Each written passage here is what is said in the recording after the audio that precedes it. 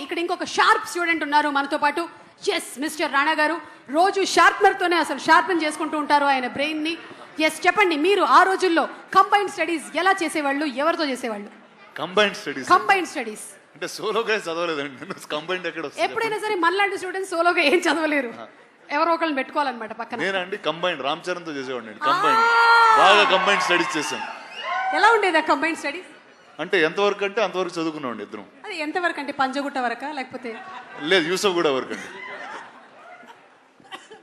Okay, అంటే ఆ చదువుల్లో ఎప్పుడైనా గోడ దూకడాలు అలాంటివి కూడా ఏమైనా జరిగాయా? లేదు, దూకడాలు లేదండి. అంటే కిటికీ ఎలా దూకుతాడు రాణా గారు? పట్టరా ఆయన కిటికీలో? యాక్చువల్లీ కరెక్ట్, అది కరెక్టే అండి. ఎందుకంటే కంబైన్డ్ స్టడీస్ అని చెప్పి కిటికీ గ్రిల్ తీసేసి బయటికి దూకేసి వెళ్ళిపోయేవాళ్ళం. వావ్. సో ఏదో ఒకటి స్టడీస్ వల్ల ఒకటి ఉపయోగపడింది మనకి. కిటికీలు తీయడం ఎలా తెలుసు? కార్పెంటరీ నేర్చుకున్నానండి. Very good, very good. అంటే స్టడీస్ వల్ల ఏదో ఒక ఉపయోగం అయితే ఉండాలి కదా. ఓకే, సో ఇప్పుడు ఇండస్ట్రీలో ఒకవేళ కనుక వీళ్ళు టీచర్స్ అవుతే ఎవరు ఏ సబ్జెక్ట్ చెప్తే బాగుంటుందో ఒకసారి మీరు చెప్పాలి మాకు. పిక్చర్ నంబర్ 1 రామ్ చరణ్ గారి పిక్చర్ వేయండి అమ్మా. రామ్ చరణ్ ఏ సబ్జెక్ట్ చెప్తే మంచిది other than acting? Horse riding నేర్పిస్తే బాగుంటుంది. Wow, that's super. He can teach terrific horse riding in school. Super. Magadheera నుంచి అప్పటి నుంచి. ఓకే, నెక్స్ట్ పిక్చర్ ప్రభాస్ గారి ఫోటో వేయండి అమ్మా. ఈయన ఏ సబ్జెక్ట్ చెప్తే బాగుంటుంది? అందరితో హ్యాపీగా ఎలా ఉండాలని ఒక I think more behavioural and cultural class చెప్తే బాగుంటుందండి. Actually I think we have a happiness ministry. అది ఇచ్చేస్తే బెస్ట్. ఇచ్చేస్తే బెస్ట్ అండి, happiness ministry. Correct.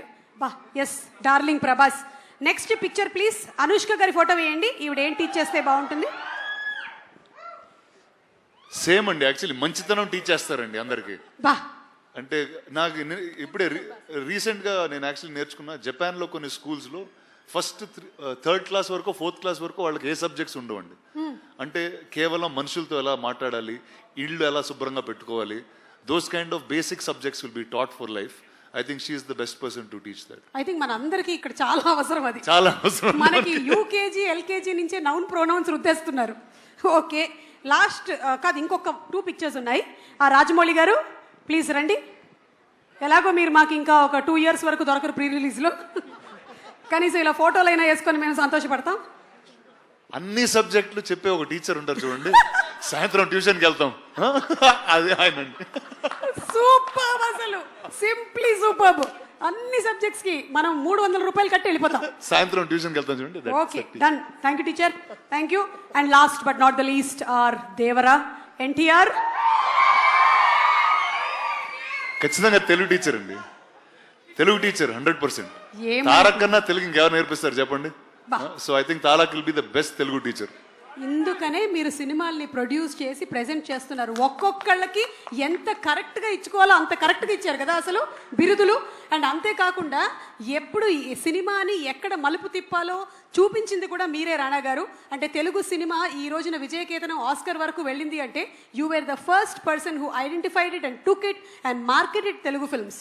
So thank you so much. Thank you. You have been truly a teacher for many people. ఇంత చిన్న వయసులోనే చాలా పెద్ద బాధ్యతలు వచ్చేసాయి. ఏం చేస్తాం, తప్పదు. ఒక్కసారి సరిపోదా శనివారంతో సూపర్ డూపర్ హిట్ కొట్టి, అసలు ఈ రోజు శనివారం కాదు కాబట్టి మనం బతికిపోయాం. కానీ what a terrific performance Nani, చూసేసాను నేను. సింప్లీ సూపర్, అసలు ఇరగదీసేశారు. సో ఇప్పుడు ఈ సినిమా అంతా కూడా about human relationships and maths కాబట్టి మీకు బెస్ట్ స్కోరింగ్ సబ్జెక్ట్ ఏంటో చెప్పండి. Special English. స్పెషల్ ఇంగ్లీషా?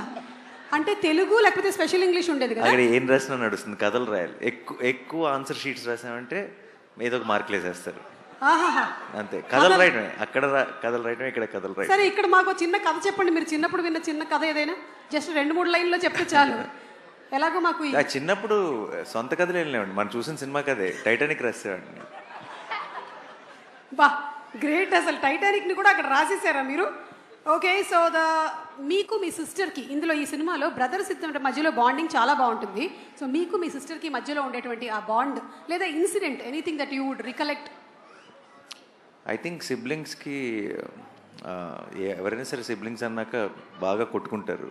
అది అలాగే బాండ్ గట్టిపడుతుంది.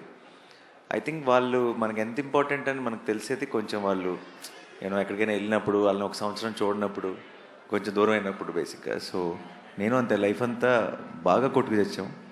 ఆ తర్వాత అది చదువుకోవడానికి యూఎస్ వెళ్ళినప్పుడు సడన్గా ప్రేమలో అసలు సిబ్లింగ్ అంటే ఏంటి, తను మిస్ అవుతున్నానని, సో అవన్నీ స్టార్ట్ అయ్యింది. Super. Last and final question, 35 ప్లస్సా 35 మైనసా? ఏజ్ కాదు, నా ఏజా? మార్క్సా? ఒక్కసారి కూడా 35 దాటలేదు. అంటే జస్ట్ ఇట్లా అస్సలు పొరపాటు. వీటి పాపం నేను సినిమా చూశాను, వీడు అందరూ అన్ని మాటలు అంటుంటారు కదా, వీడు నాతో కంపేర్ చేస్తే వీడు బ్రిలియంట్. వీడు పొరపాటును కూడా వాడు కనీసం 1 ముందు 0 పెట్టాలా 1 తర్వాత 0 పెట్టాలని డౌట్ ఉంది.